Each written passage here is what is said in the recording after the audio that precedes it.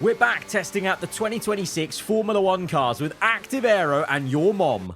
But at the same time, we're also going to be testing out the potential new Saudi Arabian Grand Prix, the Qiddiya F1 track. This circuit in the renders looks absolutely bonkers, featuring extreme elevation with a 20-story high first corner. And if this track becomes a reality in the future, it's most likely the formula of cars we'll be driving with are these ones. Next year, the cars are getting slightly smaller and lighter with Active Aero now a thing. No more DRS, the front wing and the rear wing will move in unison automatically with the car system. With lower downforce, with about a reduction of 30% and 55% less drag, racing should be improved, but the new engine regulations with a 50-50 split of ICE and electrical power and things like the manual override mode or MOM could potentially make this a disastrous set of regulations. Let's try and do a bit of our own testing in the game early and see. I don't know what to expect, but you guys are going to come along for the ride with me as we get going for our first ever lap around Qiddiya, live for you here in an Aston Martin Honda 2026 car, seam fitting with the Aramco sponsoring as we climb this massive hill into turn one. Let's take it easy and just take in the layout. You can see the mini-map on the top right, so nice juicy hairpin, run down, long run, very steep run down the hill, then through what is a long right-hander. Is this going to be flat the entire way? No. Little lift-off needed. Right, spot the break point, 100 meters. Easy. Bit of an off-camber. Oh, very off-camber. Left-hander. Okay, we've got some huge buildings here. I can just imagine if this actually happens, how crazy this is all going to look as we now come through to almost like a Magnum Beckett section here. So, through the left, right. Oh my God. These 2026 cars are a handful to drive. Easy. Right. Come through over the crest. Then we've got a bit of a straight going on. Good overtaking opportunity.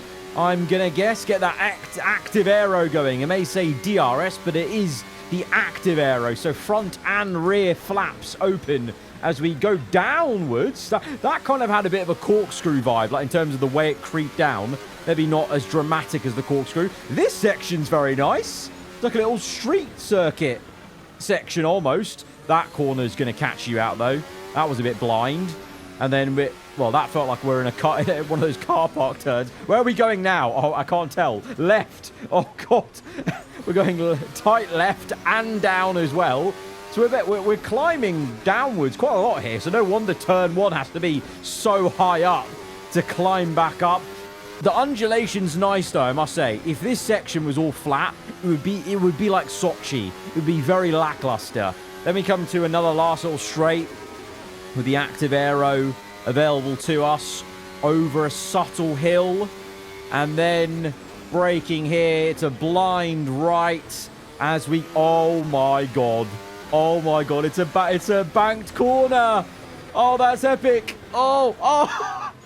Okay, banked right-hander. And that's going to feed into the final corner. And then we run back down the main pit straight. Oh, that's giving me Valencia last corner vibes, that is. And then we go down the main straight.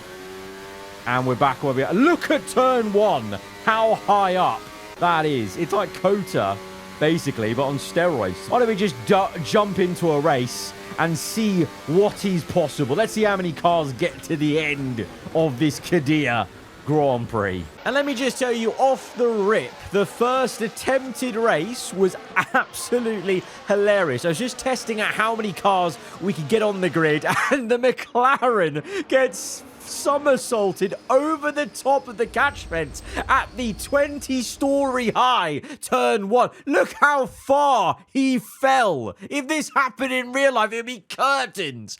It's ridiculous. And the height difference from the ground he landed to where the car's out there just shows you how tall this artificial banked up turn one is. It is crazy. So anyway, let's get into the race proper.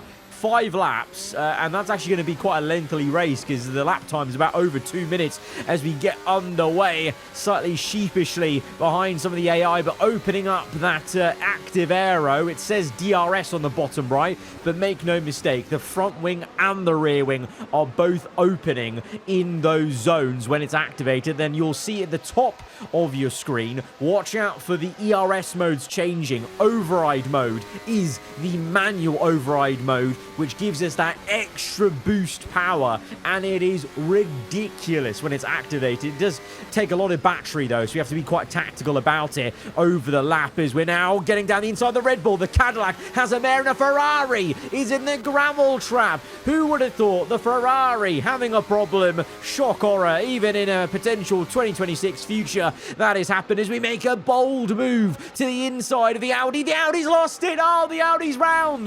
This track is so unforgiving. We're skating through. The back end steps out. We've held it quite nicely. That's the beauty with these 2026 cars. Even if you do lose the back end, you can catch it. You can work it out, and then oh, this manual override is ridiculous. We nearly get 4 cars. We ended up just with 2 overtakes there because we had to be very easy on the brakes. You know, as I said over on the hot lap, it's very much a case of braking in a straight line, especially with a little bit more fuel than we were doing in that first hot lap outing.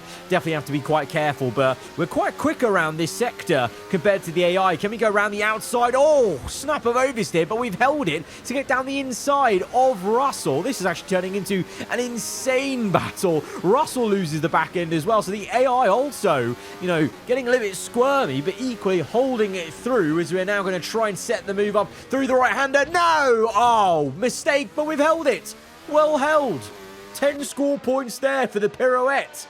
If there was a judging panel scoring that sort of thing. So we've actually held that quite well, and we'll continue on. But the track and race conditions then, when you're trying to go for other cars, really quite a tough one. Bites you back.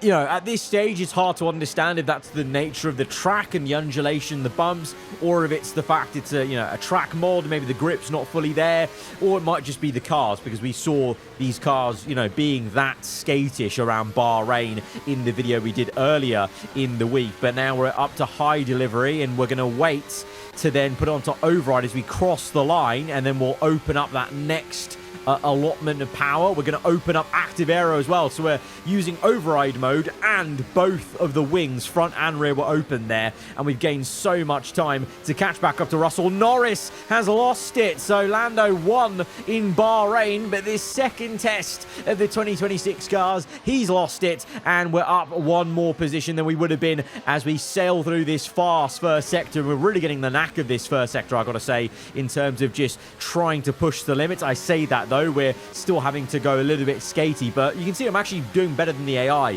through that sector. So even though it looks pretty shoddy for me, we're actually catching the AI, even if I'm drifting it through, because we're able to just, well, hold the drift a bit better. Like, just case in point, Hulkenberg loses the back end there, and we're able to get back down the inside. It's actually a really nice battle with the German, who we are driving as in the first test. Now we'll use override mode in conjunction with active aero. I feel like this is definitely one of the best places to use it. Going into the last sector, we're going to send it on Oscar Piastri, banging tyres. The McLaren will initially keep it ahead, but we'll have the traction, and then we get into this, like I said, street style part of the lap I alluded to in the hot lap mode. But we're definitely a bit quicker than the AI in this section, so we're gaining quite well. And I think we could still be on for, you know, going for that podium, dare I say, even the win. You know, in Bahrain, we got the win by a mile. Antonelli, looking in the mini-map, looks like he's got quite an advantage. So Antonelli in the Mercedes could be on for the win. We might just be fighting for second place at best. I don't know. I mean, second place looks pretty far ahead as well. I think that's Verstappen there. So can we clear Stroll and Albon, and then we can get on to try and chasing after Max? But we've got the active aero open here in this section. We're down to low deployment mode. We're also using the recovery, you'll notice. I'm putting higher recovery percentages in that sector we just went through to try and gain more energy in the brake zone. And then when we get to this section, well, we've beautifully undercut our own teammate Lance Stroll there through the banking. In this section, we're now looking to, well, we've got no battery left, but I'm going to put it in override mode ready for when we cross the line and we get that extra allotment of power. And then also we're going to get the active aero, and at this stage we're on 0% recovery on ERS. We'll then bump that back up as we go to the first corner. So, already only 2 races into testing out these cars, this part of the year, I'm now getting my head around how these cars, you might drive them in terms of constantly trying to find that recovery, and then using override mode sparingly, just when you really need it in that advantageous part, when it's a straight, then in the corners, just going to lower normal ERS modes. I think that's how it's going to work in real life, and when eventually we get to the F1 games, is there's probably going to be this usual ERS modes, but this override kind of overtakes all of that and just gives you a dump load of power, but you still have that ability to play around and save strategically elsewhere and use it strategically elsewhere. And the same thing with the recovery. It's just now all with the K, no longer at H, no turbo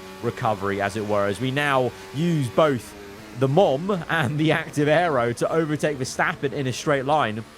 And at this point, we've got 6 seconds to Antonelli. I wanted to get my head down. We've got 2 laps, which is, just over 4 minutes. So I really wanted to try and push to try and catch up to first place if I could. But on lap 4, that calls for a disaster. I pushed way too hard into this section. Got too cocky, maybe, with my own abilities. You know what? I actually did what Hulkenberg's AI did when we overtook him, and we were driving as Hulkenberg in the last video, so maybe, there was a bit of, weird virtual connection there, so we've had to recover a little bit back on track. We're down to P8, and we have to fight back for just even getting second place. At this point, Antonelli has checked out, so last race, Lando and McLaren won. This race, Antonelli and Mercedes are winning, so if we're going to call this an accurate simulation, which it definitely isn't, but if we're going to call this an accurate 100% bulletproof simulation of the new regulations, Merc Power is the way to go, clearly. But here, with the Honda-powered Aston Martin diving it down the inside of the Audi, and this is going to be a nice bit of racing as you get it down the inside of Hulk. He steps out of it.